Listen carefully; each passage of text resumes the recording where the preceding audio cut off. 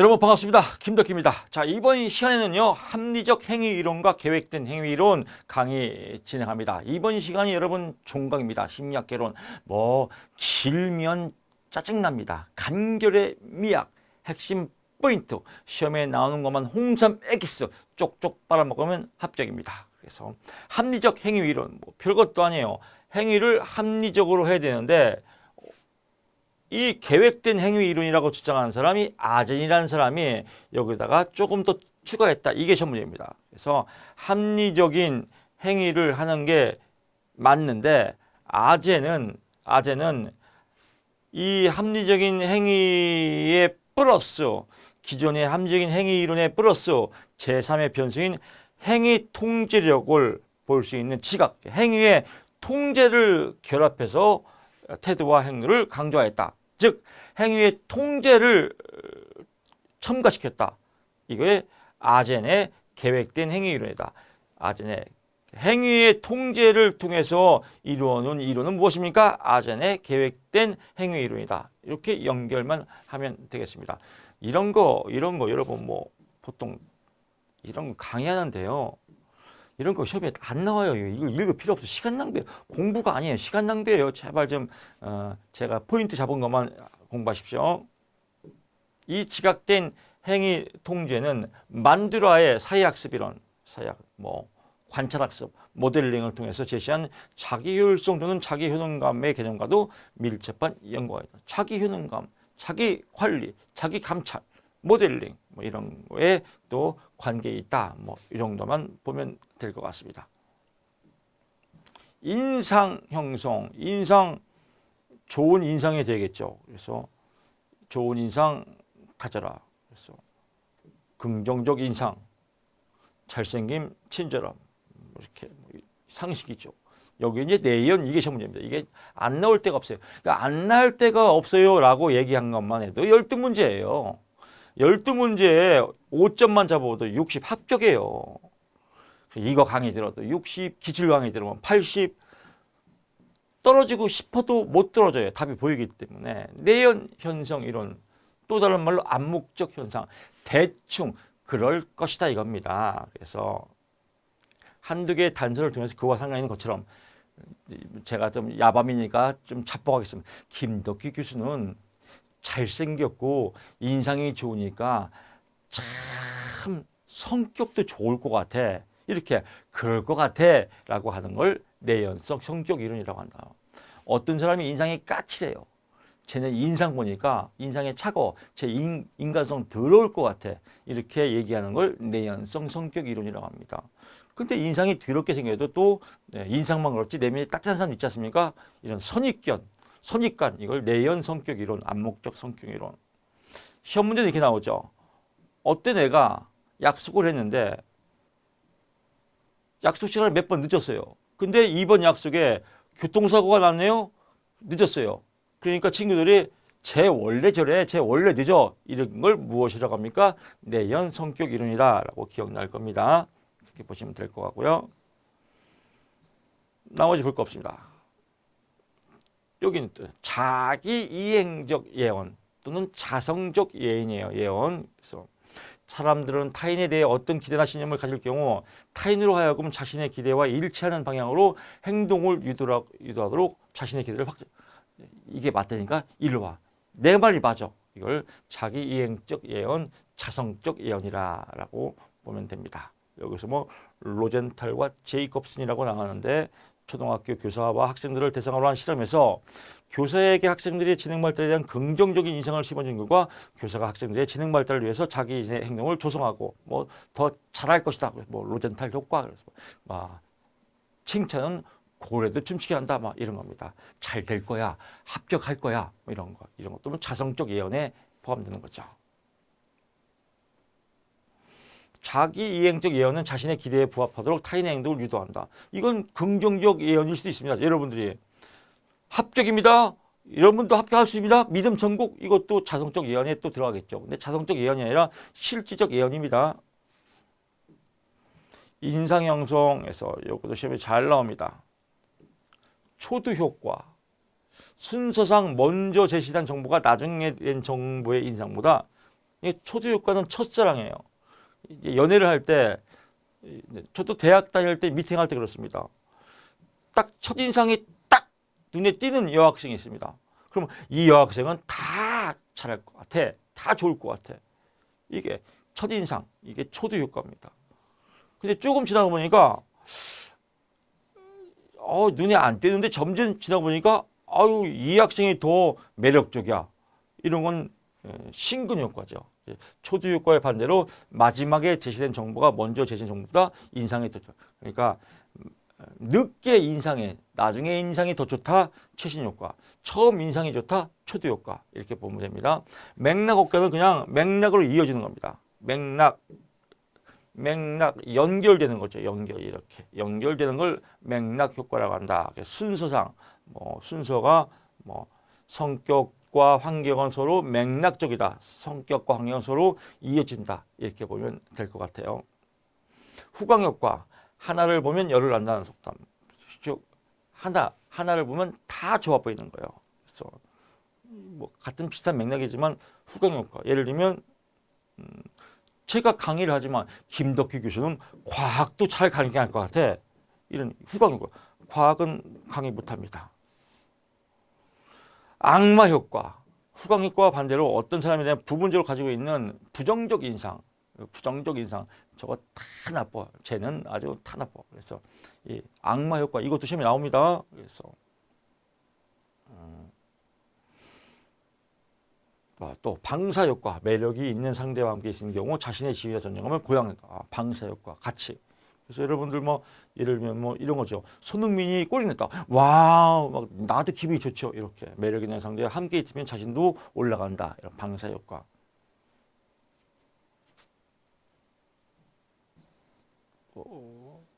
낙인 효과. 한 번 찍히면 영원하게 찍힌다. 낙인 효과. 또 현저성 효과. 제가 체크 안 하는 건 시험에 안 나옵니다. 어떤 한 가지 현저한 특징을 가진 정보가 인상을 어떤 특징, 하나의 특징이 있어요. 그 특징에 따라서 영향을 받는 거. 어떤 여성은 키가 작고 볼품이 없는 남성임에도 불구하고 그의 목소리에 얘는 목소리에 특히 매력이 있어. 이렇게 어떤 특수한 매력이 있다. 현저성 효과. 그래서 이 포인트만 잡으시면 될 것 같습니다. 대인관계 영향, 근접성, 친숙성, 신체적 매력, 유사성 이렇게 쭉 나오는데 이런 거 넘기면 되겠습니다. 귀인 이론. 귀인이 오셨습니까? 그런 이론이 아니라 귀인은 원인과 결과의 귀착, 결과, 즉 성공과 실패에 대한 자신의 행동에 대한 원인을 귀속시킨다. 원인과 결과에 대한 내용이다 라고 보고요. 와이너가 주장했다. 와이너의 귀인 이론이라고 보시면 될 것 같습니다. 나머지 볼 거 없고요. 여기에 내부 귀인이 있고 외부 귀인이 있다. 내부 귀인은 내적으로 일어나는 겁니다. 어떠한 결과에 대한 책임을 자신의 동기, 성격, 노력, 능력 이런 거 자기 내적으로 이루어졌다라고 하면 내부 귀인. 외적, 어떠한 결과에 대한 책임을 과제의 난이도, 운 이런 환경 탓으로 돌렸다 하면 외부. 그래서 난이도와 운은 외부 기인, 동기, 성격, 노력 이런 건 내부 기인이다라고 보시면 될 것 같습니다.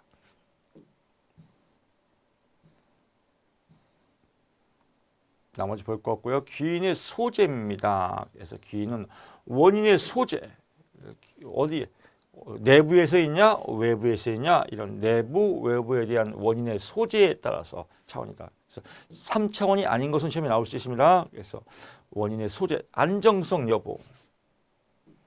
어떠한 일이 원인이 시간의 경과나 특정한 과제의 변화에 따라서 안정과 불안정은요. 여기서 안정과 불안정은 동일하게 계속 반복적으로 안정하게 나오냐 불안정하게 변하냐. 변하지 않으면 안정이 됩니다. 안정. 그 다음에 통제 가능성. 통제 가능이 있냐 없냐. 그래서 여기서 크게 세 가지 묶으면요. 와이너의 귀인 이론의 세 가지 차원이 아닌 것은 1번 원인의 소재, 2번 안정성, 3번 통제 가능성, 4번 떡볶이. 그러면 답이 떡볶이가 되겠죠. 라고 보시면 될 것 같습니다. 여기서 보게 되면요. 능력 쭉 나오는데 이것만 보면 됩니다. 통제 가능하다라고 나오죠. 통제 가능. 통제 가능하다라고 나오면 답이 하나예요. 노력의 노력. 노력은 통제 가능. 나머지는 통제 불가능. 요것만 포인트 잡으시면 될 것 같습니다. 요게 시험에 잘 나옵니다. 다음 중 통제 가능한 것은 무엇입니까? 하면 답이 귀인 요소가 노력이다라고 나오고요. 이상심리학에서 나오는 건 이겁니다. 귀인 이론, 와인의 귀인 이론 중 우울증과 관계 있는 귀인 이론은 무엇이다? 라고 나오는데요. 우울증과 관계는 안정성이에요. 항상 우울하다, 안정성. 항상 내적으로 우울하다, 내면성. 내적 요인이요. 내부성. 그리고 항상 일관적이야, 일관성. 그래서 일관성, 안정성, 내면성은 우울성의 기본 3요소다라고 보시면 될 것 같습니다. 자, 귀인 가정에서의 공변 원리, 이것도 공변 원리도 시험에 잘 나옵니다. 켈리가 주장했습니다. 켈리의 공변 원리 뭐냐면요, 세 가지 원인이 있다. 첫째, 원인의 독특성, 특이성이라고도 합니다. 또 일관성, 얼마큼 일관한지, 또 일치성, 동일성. 그래서 공변 원리가 아닌 것은 1번 일치성, 2번 일관성, 3번 특이성, 4번 떡볶이. 그럼 답이 떡볶이가 되겠죠. 그래서 어떠한 행동이 특정 원인에 의해서 발생할 경우, 즉 원인의 특정 원인 나오면 특이성, 독특성 나오고요. 시간과 상황에 관계없이 어떤 특정 자극에 의한 결과 반응이 항상 동일하다 나오면 답이 일관성입니다. 또 특정 원인과 그 결과 간의 관계에 대해서 다른 관점으로 쭉 나오면 인과관계 나오면 일치성, 동일성. 그래서 인과관계 나오면 일치성. 또 항상 동일 나오면 일관성. 이렇게 포인트 잡으시면 될 것 같습니다. 태도와 행동의 사회적 심리학적 관점 쭉 나옵니다. 크게 볼 거 없습니다. 넘기시고요. 여기도 크게 볼 거 없습니다. 넘기시고요. 태도와 감정의 사회적 관점 쭉 하이드의 균형 이론, 균형 잘 맞추면 됩니다.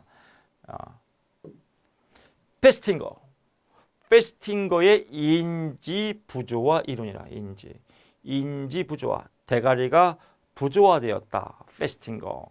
사람들은 자신의 지식과 감정 그리고 행동의 모든 측면이 일치하지 않으면 불쾌감을 경험한다. 마찬가지로 사람들은 자신의 태도와 행동이 불일치하면 불쾌감을 경험하게 되며 그로 인해 조화 형태를 회복.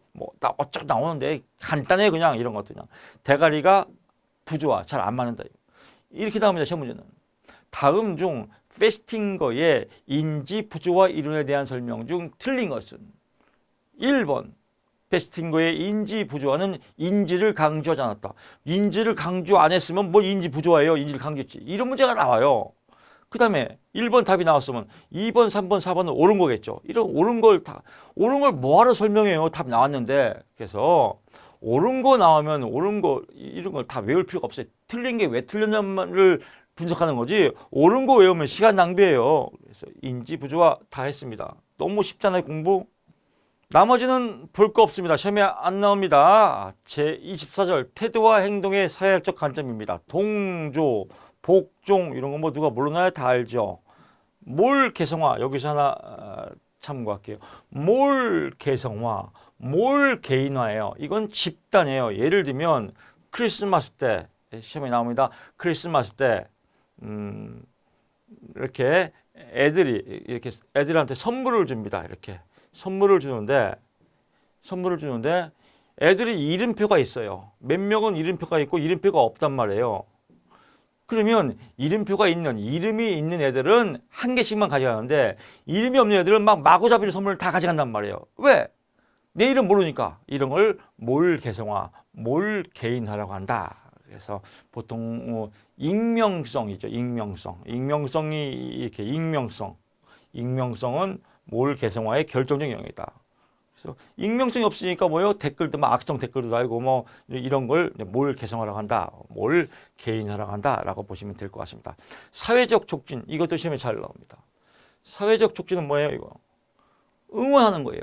제가 기출에 설명했지만 배드민턴 제가 경기 나가는데 혼자 하는 것보다 옆에서 김덕희 막 응원하면 더 배드민턴이 잘 되고 점프가 막 쭉쭉 올라가고 힘이 난다. 그래서 일반적으로 개인의 혼자일 때보다 타인이 존재할 때 행동 수행이 더 좋아진다. 이것을 무엇이라고 합니까? 사회적 촉진. 이게 문제입니다. 문제가 나왔으니까 나머지는 보면 안 되겠죠. 이것도 남의 주관이죠. 사회적 태만. 사회적 태만은 일반적으로 개인이 혼자 일할 때보다 집단으로 일할 때 더 절감한다. 노력을 절감하는 게 사회. 그렇죠. 혼자 일하면 혼자 다 해야 되는데 만약에 집단으로 일해. 그러면 누가 해주겠지. 뭐 내가 다 할 필요 없지. 누가 해주겠지. 이렇게. 그래서 혼자 일할 때보다 집단으로 일할 때 노력을 절감 덜 하는 걸 무엇이라고 하냐? 사회적 태만이다. 답이 나왔으니까 나머지 볼 거 없죠. 이론도 간단합니다. 이론 공부 뭐 할 것도 없습니다. 기억의 과정, 기억 이것도 시험에 항상 나오죠. 시험에 항상 나옵니다만 하더라도 60점 맞습니다. 그래서 1단계 기명, 메모리, 기억하는 거예요. 메모리 일단. 그래서 입력하는 거예요. 입력하는 단계. 두 번째 파지. 그러니까 기명은 들어오는 거예요. 입력 단계를 기명이라고 한다. 그래서 이거를 이제 파지, 찢어진 종이가 아니라 흔적으로 남다. 기억한다. 간직한다. 그래서 파지, 기억, 간직. 그 다음에 필요할 때 쓴다. 재생. 그 다음에 재인. 이렇게 해서 과거에 경험했던 것과 유사한 상황에 있을 때 다시 또 떠오른다. 그래서 이 네 가지. 그래서 네 가지 여러분 외우시면 됩니다. 이 순서가 시험에 나오겠죠. 그래서 일명, 기명, 2단계 파지, 3단계 재생, 4단계 재인이다 라고 나옵니다. 뭐 같은 맥락이에요. 정보처리적 관점의 기억의 3단계. 처음에 뭐예요? 입력 단계다. 입력 또는 부호화. 두 번째 단계 저장의 파지죠. 또는 응과. 딱 기억이 뭉쳤다. 그 다음에 필요할 때 쓴다. 그래서 입력, 저장, 인출 이것도 3단계 부호화. 지금 잘 나옵니다.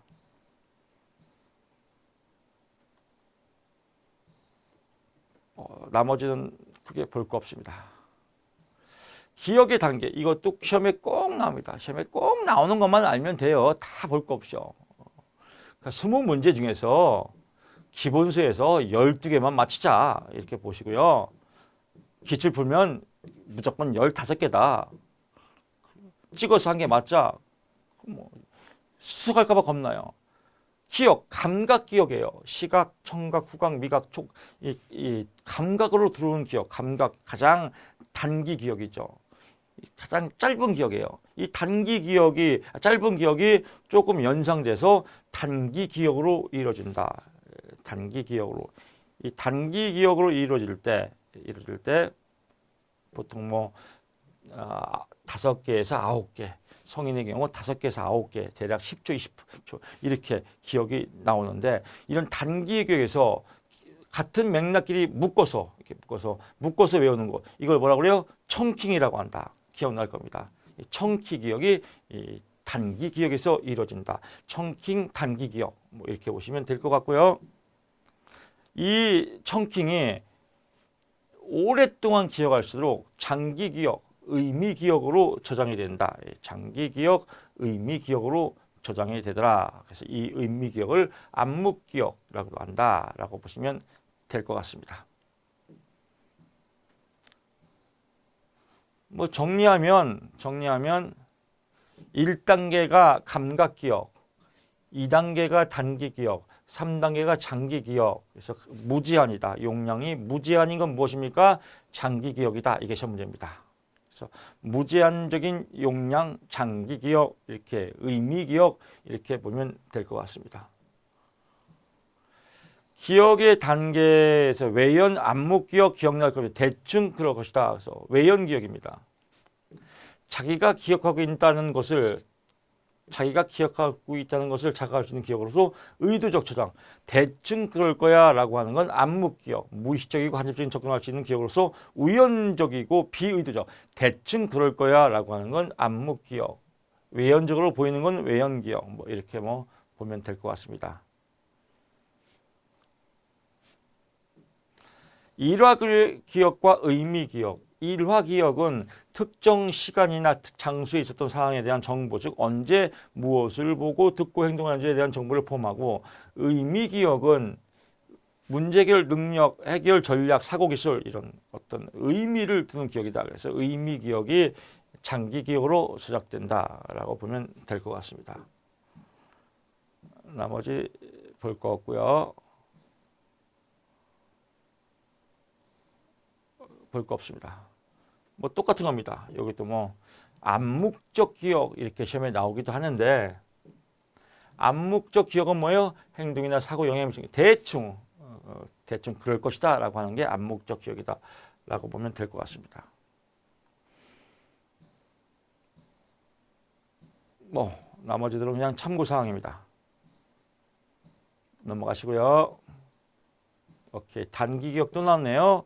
어떤 의미를 조합시켜서 기억하는 거 단기 기억의 청킹이다. 그래서 숫자를 이렇게 알기 쉽게 뭐 시험 문제 이렇게 나오죠. 뭐 예를 들면 SBS, 뭐 MBC 이렇게 묶어서 외우는 거 이걸 청킹이라고 한다.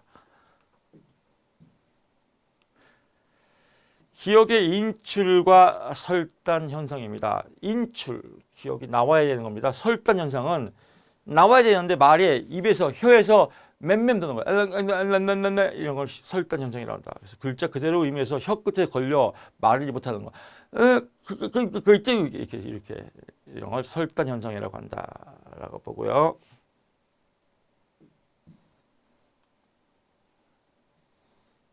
뭐 나머지는 볼 거 없고요. 넘어가시고 망각. 잊어버리는 거죠. 그래서 망각 곡선이 있다. 그래서 망각 곡선을 주장하는 사람은 에빙하우스다. 에빙하우스의 망각 곡선이다라고 나오고요. 그냥 뭐 특별하게 자세히 이런 거 외우면 안 됩니다. 그래서 망각의 이론에서는 이게 시험 문제입니다. 이것도 꼭 나옵니다. 망각에서는 흔적 쇠퇴 이론이다. 쇠퇴, 소멸 이론이에요. 기억이 쇠퇴한 거예요. 그래서 망각, 소멸 이론이다. 두 번째 간섭 이론이다. 간섭. 당구 용어로 하면 겐세예요. 겐세. 겐세. 그래서 앞에 게 뒤에 걸 앞에 것 때문에 뒤에 게 간섭된다. 이걸 순행 간섭이라고 그래요. 앞에 것 때문에 뒤에 거가 지장이 있는다. 순행 간섭. 또는 뒤에 것 때문에 앞에 거가 간섭된다. 이건 뭐야? 공부를 미리 했는데 미리 한 거가 헷갈려. 미리 한 건 뭐예요? 순행 간섭죠. 역행은요. 최근에 한 것 때문에 또 헷갈려. 이거 역행. 그래서 먼저 한 것 때문에 간섭이 됐다. 순행 간섭. 또 뒤에 것 때문에 앞에 게 간섭됐다. 역행 간섭. 이것 때문에 뭐 서로 망각이 이루어진다. 또 인출 실패예요. 여기서 뭐 나오면 좀 나오지만 더 크게 보면 인출. 내가 필요할 때 인출을 해야 되는데 인출을 못해요. 그래서 인출 실패다. 그래서 망각의 요인 세 가지는 첫째 뭐예요? 첫째는 쇠퇴, 즉 기억이 쇠퇴, 소멸돼서 망각이 이루어지고, 두 번째 간섭 때문에, 간섭 이론 때문에 망각이 되고, 인출 실패, 인출을 실패해서 망각이 이루어진다. 그래서 이 3단계가 시험 문제다라고 보면 될 것 같습니다.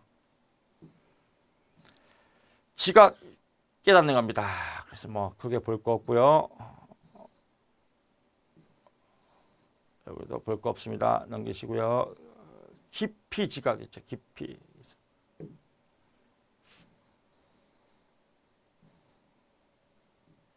깊이 지각.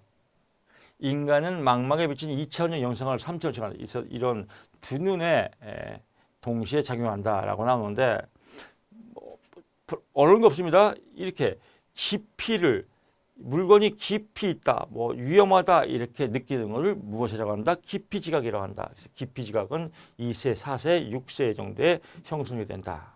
그래서 이렇게 보면 될 것 같고요. 나머지들은 뭐 볼 거 없습니다. 볼 거 없고요. 형태가 나타납니다. 형태가 제인. 이게 상담 심리학의 이론들이 너무너무 많아요. 근데 그 중에서 우리 시험에 나올 부분만 엑기스만 뽑는 게 이게 시간 절약되고 합리적입니다. 여러분이 강의 들으면 얼마나 간편해요. 시험에 나오는 것만 딱 추려주니까 교수님 시험에 나오는 것도 있던데요? 그런 거 그냥 틀리면 돼요. 뭘 100점 다 맞으려고 그래요. 한 20%는 틀려줘야 좀 상담사의 매력이 있죠. 우리가 임상 심리사, 심리 상담사 아니겠습니까? 그러면 20% 가을에 감나무도 감 다 안 따요. 좀 까치 먹으라고 좀 남겨놓죠.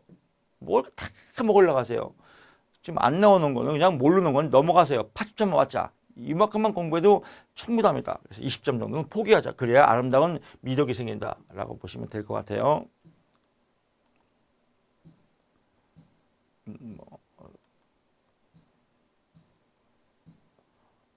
나머지 볼 거 없습니다. 그냥 이론들을 여러분들이 그냥 심심할 때 읽어보시라고 시험 끝나고 나온 겁니다. 여기서 나옵니다. 대표성 발견법과 가용성 발견법이다. 이게 시험 문제 나옵니다. 대표성 어림법이에요. 사람들은 어떤 사건이나 대상이 일어나거나 특정 범주에 속할 확률을 추정할 때 실제 확률을 계산하는 것이 아니라 그 사건이나 대상이 얼마나 대표적인가, 그 사건이 진짜 대표성이 있나 없냐, 이게 신문 뉴스 아니에요. 뉴스 보고 맞아 그래 이렇게 대표적인 사건을 보고 판단하는 것을 대표성 발견법 또는 가용성 발견법이라고 한다라고 보시면 될 것 같습니다. 심리학적 연구 방법 쭉 나오는데 연구 단계가 시험 문제입니다. 그래서 1단계는 가설을 설정하고, 그 다음에 연구 방법 및 선정 설계, 자료 수집하고요. 자료 분석 및 결론, 결과 보고, 이 순서만 봅니다. 맨 마지막이 결과 보고다. 그래서 다 외우지 말고요. 심리학 연구의 순서는 가설을 설정하고 이 연구 방법이 설정한 사설을 설계한다. 설정, 설계 두 가지 외우고 맨 마지막에 보고다라고 포인트 잡으시면 될 것 같습니다. 횡단적 연구와 종단적 연구가 있다. 이것도 시험에 꼭 나옵니다. 시험에 꼭 나오는 것만 여러분 공부하면 됩니다. 일정 시점을 기준으로 모든 관련 변수의 자료를 수집하는 연구, 이 일정 시점에서 연구한 또 한 집단 또는 사례들의 특징을, 예를 들면 일정 시점 1월 1일부터 뭐 1월 31일까지 10대, 20대, 30대 이런 집단별 사례를 묶어서 할 수 있는 걸 횡단적 연구라고 한다. 그래서 일정 시점 기준 묶어서 연구, 횡단적 것.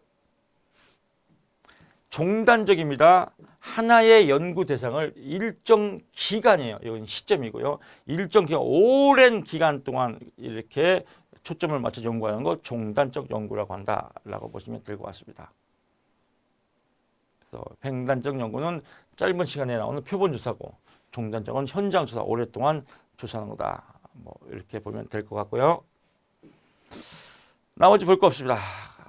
실험법 시험에 잘 나옵니다. 실험법 엄청나게 많이 나옵니다. 그래서 연구자가 통제된 조건화, 실험실, 뭐 놀이방 이런 걸 통해서 관찰하는 것, 이걸 실험 관찰법이라고 그래요. 그래서 실험법이다. 그래서 통제된 조건 나오면 실험법이다라고 보면 될 것 같습니다. 독립변인, 여기서 이제 기본적으로 변인들을 보게 되면요. 이건 쉽게 설명할게요. 제가 기출에서도 설명했지만 옛날 CF의 광고가 이게 있었습니다. 신민아가 커피를 먹는데 카푸치노 거품이 입술에 묻었어요. 그때 원빈이 신민아를 커피를 이렇게 거품을 닦아주는 척하다가 키스를 해서 이 거품을 닦아줬어요. 그래서 이때부터 거품 키스가 유행했거든요. 이런 CF가 있었습니다. 커피죠. 커피 CF. 이럴 때 신민아하고 원민아가 지금 뭐 했죠? 키스했죠. 키스가 결과니까 이 결과를 나타내는 게 종속변인이에요. 결과. 종속변인은 키스다. 근데 키스 왜 했어요? 신민아의 커피가 묻은 거죠. 그래서 원인은 독립변인이에요. 독립변인. 독립변인은 뭐예요? 커피의 거품이죠. 거품. 이 거품 때문에 키스가 됐으니까. 근데 가외변이 있어요. 직접 독립변이도 아니면서 결과에 영향을 줘. 이건 신민아의 미모죠. 만약에 신민아가 안 있어 봐요. 시집에서 민아야 입 닦어 이렇게 하겠죠. 신민아의 미모는 가외변이겠죠. 이렇게 여러분들 이해하시면 됩니다. 쉽죠? 다 했습니다. 그래서 원인이 되는 건 독립변인. 이게 시험에 엄청 나옵니다. 원인이 되는 건 꼭 나와요. 원인 되는 건 독립변인. 결과가 되는 건 종속변인. 직접 원인도 아니면서 결과에 미치는 건 가외변인. 이 세 가지만 보시면 될 것 같습니다. 자, 자연적으로 연구자가 실험실이 아니라 인위적인 공간을 떠나 피검자의 어떤 행동을 간섭하지 않은 채 검사하는 건 자연관찰법이다 라고 보시면 될 것 같아요. 또 하나 또는 몇 개의 대상을 집중적으로 조사해서 결론을 하나 또는 몇 개의 대상, 하나 또는 몇 개의 대상을 뭐라고 그래요? 사례라고 하죠. 사례. 그래서 이 사례, 하나 또는 몇 개의 대상, 이걸 사례 연구자 똑같이 나옵니다. 하나 또는 몇 개의 대상을 집중적으로 조사해 결론을 얻는 연구 방법을 무엇이라고 합니까? 사례 연구법. 똑같이 나옵니다. 연구자가 실험실이나 인위적 공간을 떠나 자연 관찰법. 실험실이라는 인위적 공간 나오면 실험법. 또 실험법에 어떤 공간을 만들었다, 만들어 놓고 관찰했다, 관찰 실험법. 맨날 똑같이 나옵니다.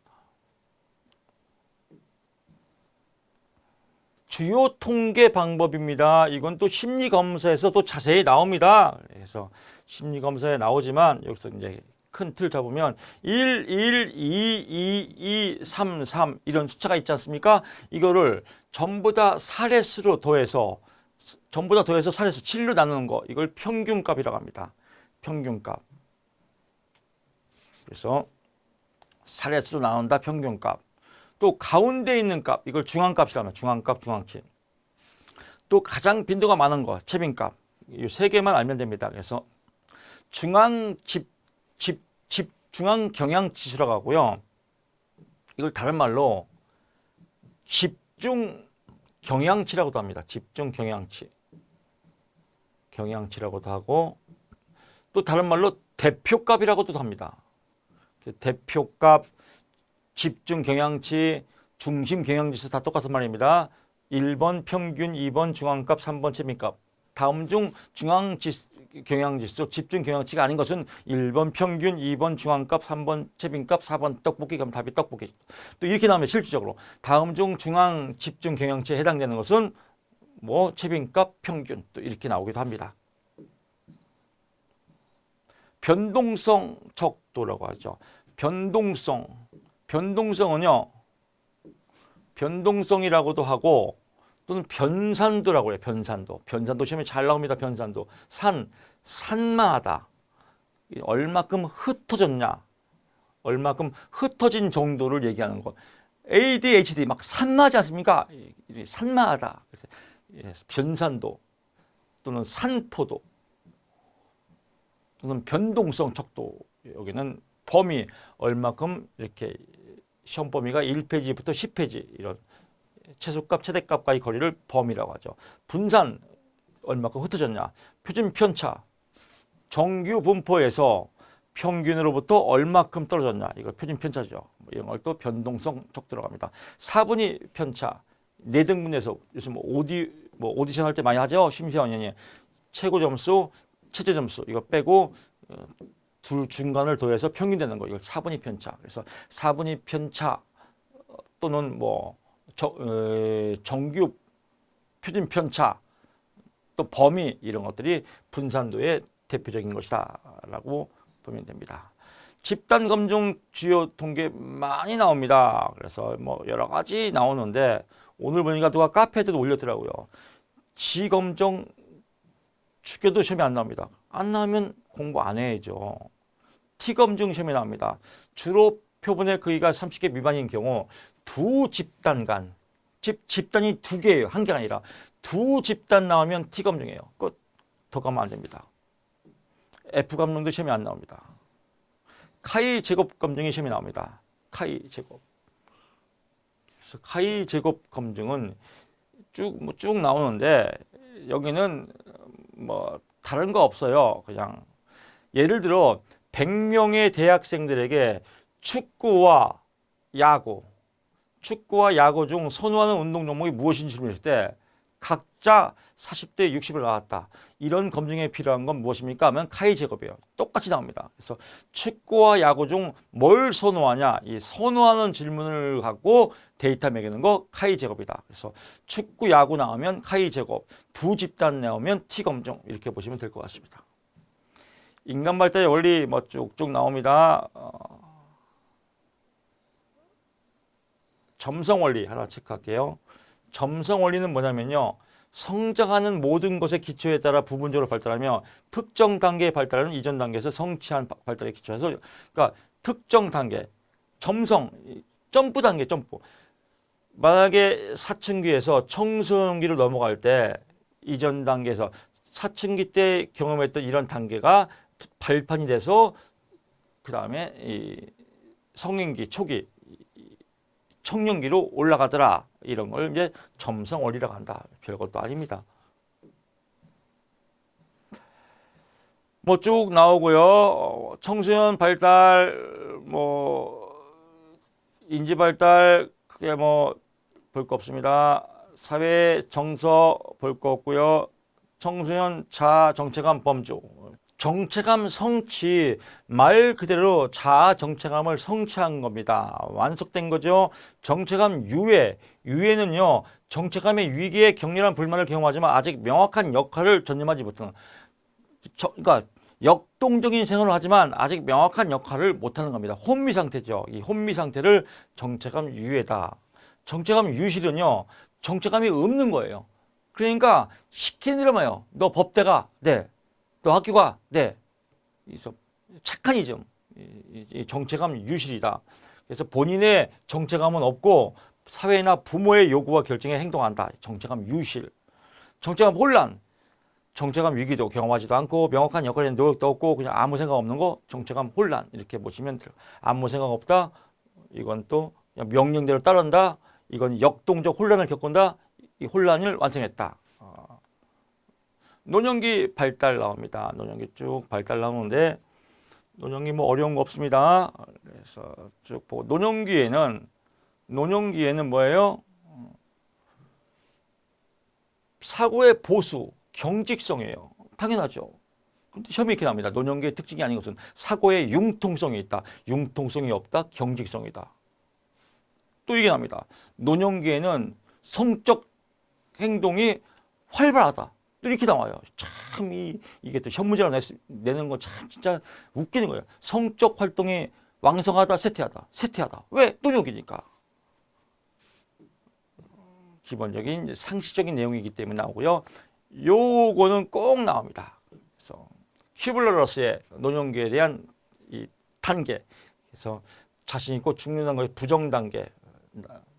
죽는 거에 대해서 부정하고 내가 또 왜 죽어야 돼? 분노하고 죽는구나 타협하고 우울하고 수용해야지. 그래서 부정, 분노, 타협, 우울, 수용 이 5단계가 시험에 잘 나온다. 뭐 큐블러스라는 걸 몰라도 돼요. 그냥 죽음의 5단계 순서 이렇게 여러분 기억나면 될 것 같습니다.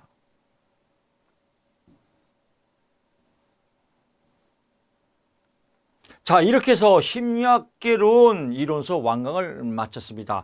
여러분 강의 들으시니까 뭐 공부할 거 별로 없네. 정말로 그냥 한번 훑어보면 되겠네. 하루면 다 뜨겠네. 이런 합격의 자신감이 뿜뿜 올라오실 겁니다. 저는 다음 시간 이상 심리학 강의에서 찾아뵙겠습니다. 고맙습니다.